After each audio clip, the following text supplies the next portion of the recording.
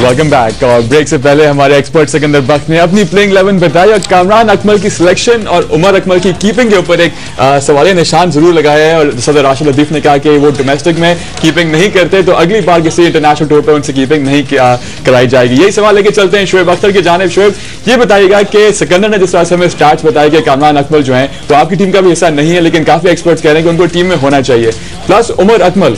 अब अगर ये दोनों साथ खेलते हैं तो फिर आपकी नजर में कीपिंग किसको करनी होगी? देखिए, बड़ा सिंपल है, सिंप्लीफाई करें चीज़ें को और बड़े झमेलों में मत पड़ें। मसला ये है कि आपको देखिए, उमर अकमल ने आपको कैच गिरा के पूरा मैच हरवाना होता है, ठीक है। ये आप पिछले मैच में फाइनल में भी देख चुके हैं और बड़ी दफ़ा भी देख चुके हैं। देखिए, वो प्रॉपर कीपर नहीं है। अगर कामरान अकमल को लेके गए हो, एज ए ओपनर ट्राई किया जाए उसको और एज ए कीपर ट्राई किया जाए, फिर एक किसी की बलि चढ़ानी पड़ेगी आपको, वो मिडिल ऑर्डर का बैट्समैन होगा, ठीक है। अब मसला ये है कि मेरे हिसाब से कामरान को लेके गए हो तो खिलाओ जरूर, लेकिन एज ए कीपर खिलाओ।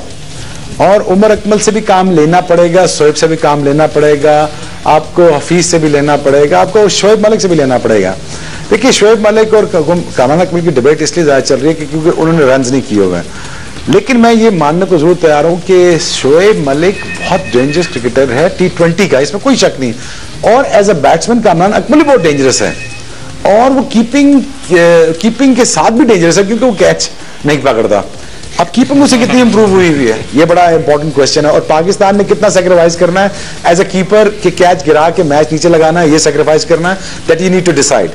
लेकिन मेरे हिसाब से मुझे लगता है कि मैनेजमेंट खिलाएगी, एज अ कीपर खिलाएगी और मलिक भी खेलेगा और आपकी स्ट्रेंथ बढ़ेगी।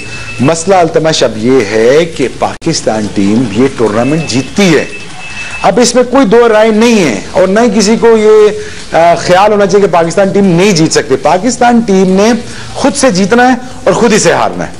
ये बात बड़ी फैक्ट एंड क्लियर है कि पाकिस्तान जब जीतना चाहे तो जीत जाती है और जब हारना चाहे अपनी बेवकूफियों से, अपनी मर्जी से हार जाती है। और पाकिस्तान जैसा टैलेंट इस वक्त T20 के हिसाब से, टेस्ट मैचेस नहीं, वनडे के हिसाब से, T20 के हिसाब से बेस्ट टैलेंट अवेलेबल है दुनिया में।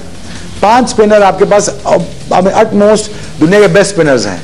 अब आपको करना क्या है? अब आपने चेस करना है, आपने समझदारी, दिलेरी और ईमानदारी के साथ आपने चेस करना है और राइट एटीट्यूड के साथ। एटीट्यूड क्या है कि पॉजिटिव विनिंग एटीट्यूड के मुताबिक स्मार्ट क्रिकेट खेलनी है, जो रिक्वायरमेंट है उसके हिसाब से खेलनी है, जो बोर्ड डिमांड कर रहा है उसके हिसाब से खेलनी है, जो फील्डिंग डिमांड करी उस हिसाब खेलना है। और दूसरा, कंट्रोल्ड एग्रेशन के साथ खेलना है।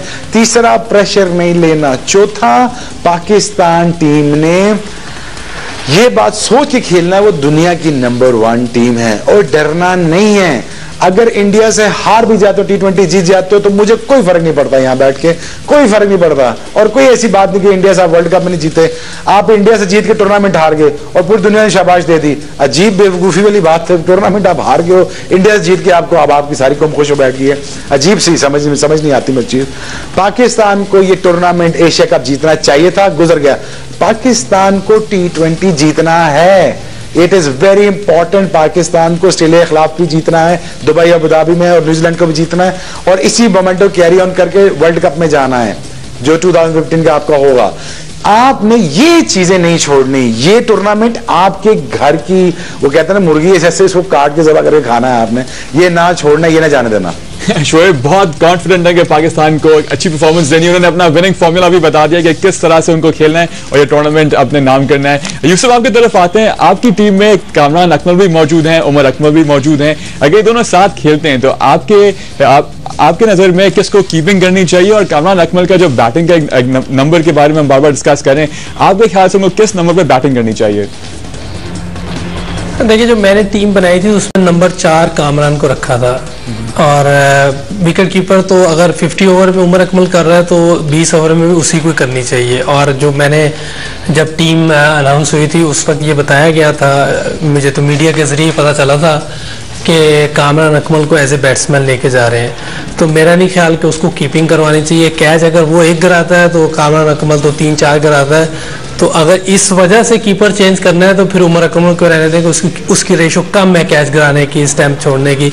एक तो उम्र में उससे कम है, थोड़ी सी फ्लेक्सिबिलिटी अभी ज़्यादा है उसमें, और कामरान की उम्र एटलीस्ट 32-33 साल हो गई, तो कीपिंग में उससे पहले ही बहुत मुश्किल है और बड़ी देर बाद वो टीम में आ रहा है।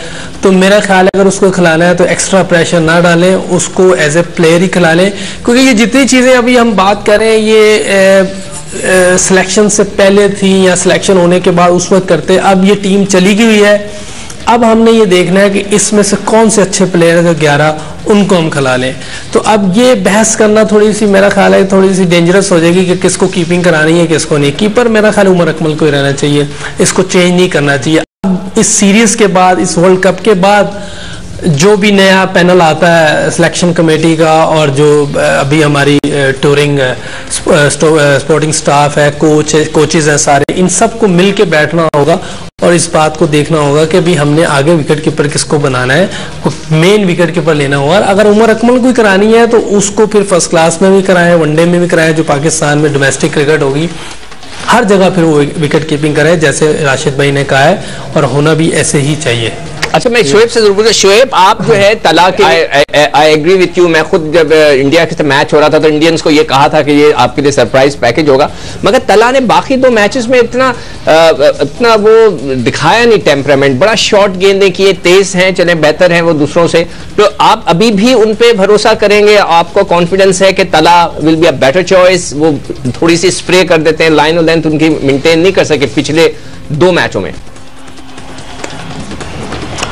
देखिए, तला जो है ना वो जूस वाला बॉलर है। अगर उसमें जूस होगा तो वो बेहतर बॉलिंग करेगा, क्योंकि एक एक्शन बड़ा मुश्किल है उसका, बड़ा जोर लगाता है, बैक पे बड़ा जोर डालता है। दूसरे मैच में मुझे कुछ थका हुआ नजर आया था और थोड़ा सा ओवर कॉन्फिडेंट नजर आया था, जिसकी वजह से ना उसकी लेंथ आ रही थी ना उसकी लाइन आ रही थी, और थोड़ा सा थका भी हुआ था। क्योंकि सम फास्ट बॉलर नीड्स जो उनकी रिजर्व बैटरीज होती है ना, उन पे चलते हैं। मैं जैसे जैसे बॉलिंग करता रहता था, मैं गर्म होता रहता था और मैं बॉलिंग बेहतर होती जाती थी। तला का जो है ये पहले जो 4 ओवर है ना जी, ये छोटी फॉर्मेट का है। छोटी फॉर्मेट में उसके जो रिजर्व बैटरीज है वो काम करती रहेंगी, क्योंकि उसने आगे 2 ओवर जोर से लगाने हैं, 2 ओवर आखिरी जोर से करने हैं।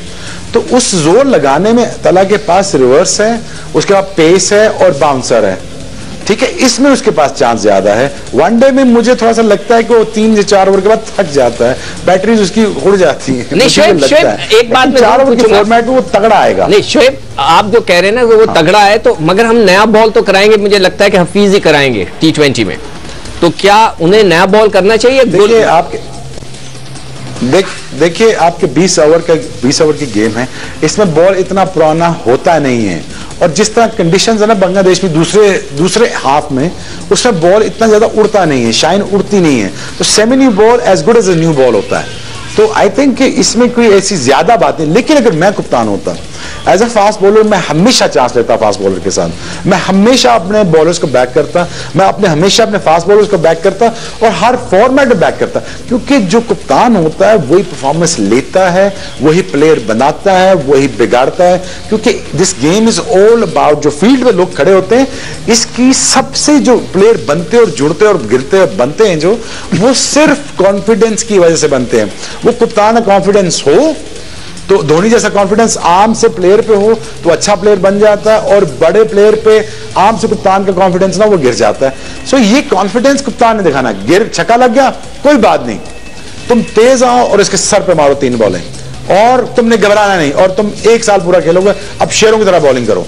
जब आप ये कॉन्फिडेंस देते हो ना जब किसी को, फिर कहता है यार कि मेरे से बेहतर भी ग्राउंड में कोई है, जब ये कॉन्फिडेंस आता है तो फिर आप शेरों की तरह भाग के जाते हैं, और फिर आप जाते हैं go for kill, basically you just go out there to kill people. So उसमें आपका दिमाग काम करना शुरू कर देता है, फिर आपके जो थॉट प्रोसेस है वो तेज हो जाता है कि मैंने इसको यहां बॉल करना है, यहां पे करना है, यहां बाउंसर करना है, फील्ड यहां रखनी है, क्योंकि आपका मैच ऑन हो जाता है। जब मैच ऑन नहीं होता, जब आप डर जाते हो, तो फिर आप मर जाते हो, फिर आप कहते हैं मैं बचूं, यहां से बच जाऊं, वहां से जब बचने के लिए खेलते हो ना, बैट्समैन या बॉलर खेलता है, तो उसकी जो थिंकिंग और डिफेंसिव जाती है और वो मर जाता है बैट्समैन। तो कप्तान का कॉन्फिडेंस बहुत जरूरी है, कप्तान का काम रहना बड़ा जरूरी है। हफीज के पास तजर्बा आ चुका है साल का। आई रिक्वेस्ट हम इसीलिए टीवी पे बैठे हुए हैं कि हम बैक करें पाकिस्तान टीम को। हम चाहते हैं पाकिस्तान टीम अच्छा खेले और जीत के आए, क्योंकि हमारी बातें पूछती है पाकिस्तान टीम पर। मुझे पता सारे लड़के फोन भी करते हैं, बड़े अच्छे हैं, हमारे जूनियर बच्चे भी हैं और छोटे भाई भी हैं। मेरी ये कोशिश होती है कि ये बेचारे जीत के आए, क्योंकि जीत से ही पाकिस्तान इकट्ठा होता है। ये वाहिद मैच होता है इंडिया पाकिस्तान का जो पूरी कौम इकट्ठी कर देता है। उस कौम को इकट्ठा करने में सिर्फ एक दिन लगता है। फॉर गॉड सेक इसको जीत के आइएगा। शोएब कहते हैं कि भाई पाकिस्तान टीम को जीतना है और पाकिस्तान टीम को बैक करना है। यहाँ पे मैं यूसुफ से आपसे ये पूछना चाहूंगा कि एशिया कप में जो इंडियन स्क्वाड ने पार्टिसिपेट किया था उसके अंदर MS धोनी, रायना, युवराज नहीं थे। अब इस फॉर्मेट के लिए ये 3 खिलाड़ी वापस आए इंडियन टीम में, कितना बूस्ट मिलेगा इंडिया की टीम को इनके वापसी से, और पाकिस्तान को किस तरह से इनको टैकल करना है? देखिए अल्तमश, इसमें तो कोई शक नहीं कि तीनों बड़े ज़बरदस्त प्लेयर हैं, और मेरा ख्याल है कि इसमें से 2 ऐसे हैं जो वनडे और T20 में ज़बरदस्त परफॉर्म कर रहे हैं पास्ट में जितने भी साल गुजरे हैं, और MS धोनी तो तीनों फॉर्मेट में बहुत ज़बरदस्त परफॉर्मर है।